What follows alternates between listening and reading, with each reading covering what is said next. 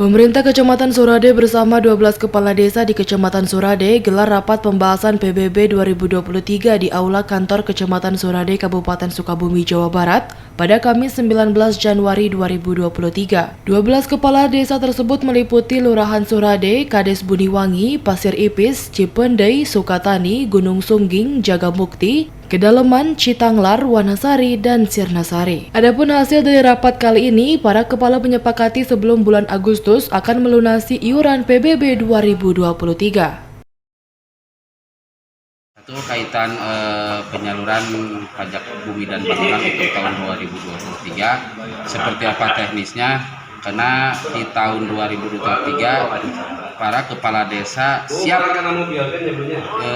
jangan lewat di akhir apalagi kena denda.